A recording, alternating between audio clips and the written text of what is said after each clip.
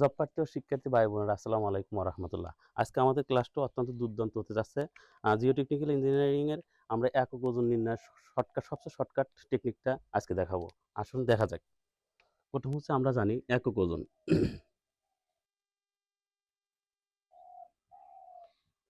একক ওজন। একক ওজন বলতে আমরা এটাকে প্রকাশ করি হলো গামা দ্বারা। আচ্ছা, এখানে মোট ওজনকে যদি আমরা মোট ভলিউম দ্বারা ভাগ করি তাহলে আমরা এটাকে পাই একক ওজন।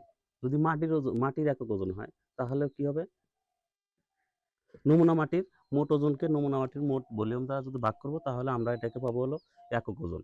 তাহলে আমরা এটাকে প্রকাশ করতেছি হলো গামা দ্বারা। গামা সমান সমান একক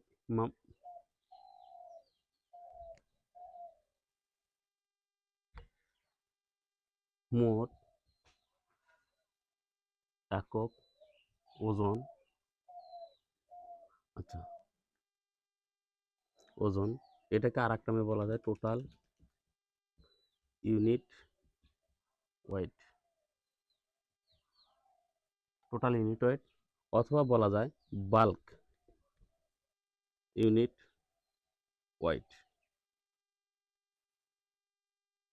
আচ্ছা, এখান থেকে আমরা আর একটা জিনিস দেখব, সেটা হচ্ছে যদি এটা আমাদেরকে চাই ডাই ইউনিট ওয়েট, তাহলে আমরা শুধু এখানে দেখবো ডাই ইউনিট ওয়েট। ডাই শুষ্ক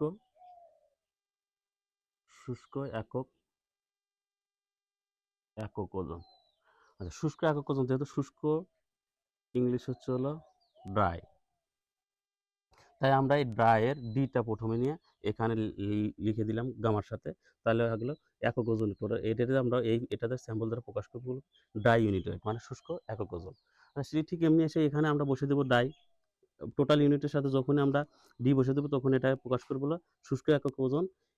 এবং যেহেতু টোটাল ইউনিট ওজন আছে ওখানে, আর আমরা যেহেতু শুষ্কটুকু নির্ণয় করবো তাহলে শুষ্ক ওজন নিব। ঠিক টোটাল ভলিউম দা ওটা আমরা ভাগ করে দেবো। এবার এটাকে বলবো হলো শুষ্ক একক ওজন, যেটা ইংলিশে আমাকে এখানে বলা হচ্ছে হলো, এটাকে বলা যায় ইংলিশে dry unit wait. Die unit wait.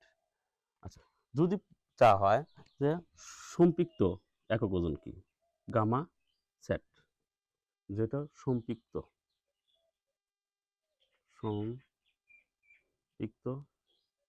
একক ওজন। সম্পৃক্ত একক ওজন। আচ্ছা, এটার ইংলিশ হচ্ছিল স্যাচুরেটেড।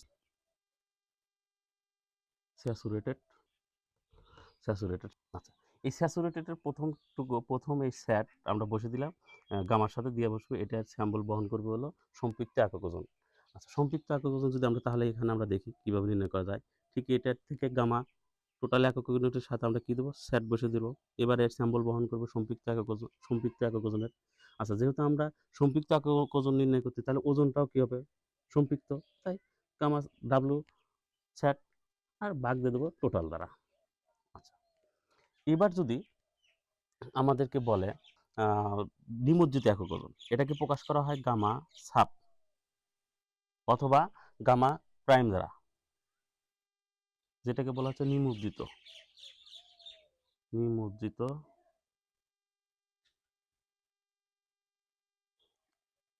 একক ওজন, যেটা ইংলিশে বলা হচ্ছে হলো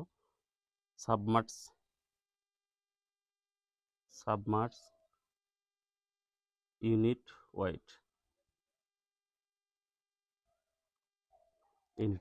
আচ্ছা, এটা আমরা কি করব, এটা কি বলে নিমজ্জিত একক ওজন নির্ণয় করতে গামা দিলাম, তারপরে এর স্যাম্পল হচ্ছে গামা সাব অথবা গামা প্রাইম।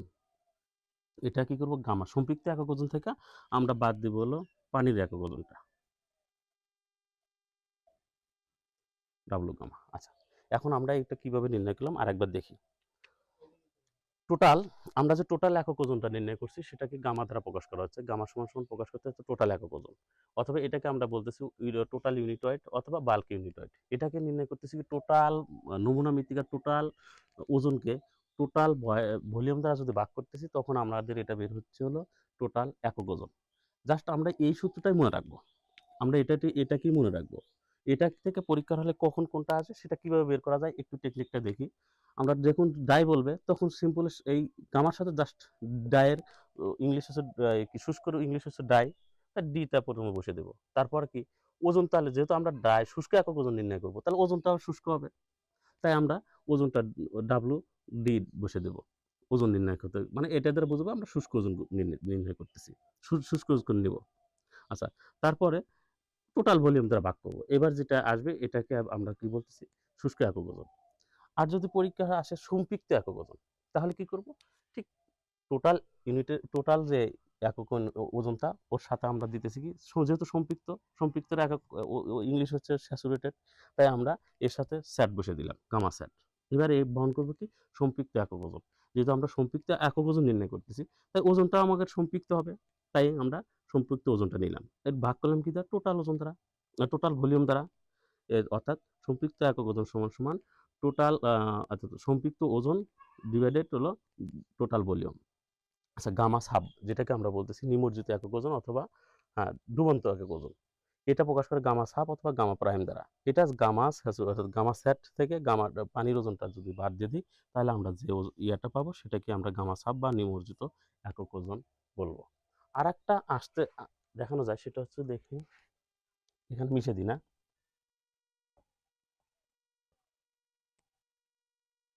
আচ্ছা, যদি বলে কঠিন অংশের একক ওজন,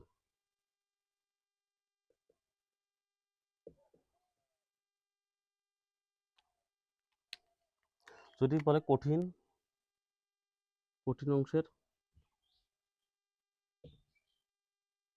একক ওজন, তাহলে আমরা কিভাবে নির্ণয় করব, গামা একক ওজন মানে তো গামা, আচ্ছা দিলাম। যেহেতু বলছে কঠিন অংশ, তার মানে সলিডের এজ দিলাম। আচ্ছা, যেহেতু সলিড অংশের একক ওজন নির্ণয় করতে, তাহলে ওজনও সলিড হবে। আর এখানে শুধু ভলিউম অফ ভলিউমটাও সলিড অংশ নিয়ে নেবো, এটাই হচ্ছে পার্থক্য। তার মানে সলিড অংশের একক ওজন নির্ণয়ের ক্ষেত্রে আমরা মনে রাখবো গামা এস, আর ওজনটা হবে সলিড অংশের, আর ভলিউমটা হবে সলিড অংশের। আজকে আমাদের এই ছিল আজকের ক্লাস। আচ্ছা, তারপরও আমাদের এই ক্লাসটা যদি কেউ না বোঝেন, তো আমাদের কমেন্ট বক্সে জানাবেন, আমরা চেষ্টা করব পরবর্তীতে আপনাদের কমেন্টস দেখে সঠিক উত্তর দেওয়ার। আর আমাদের সাথে থাকুন পরবর্তীতে ক্লাসের জন্য। আল্লাহ হাফেজ।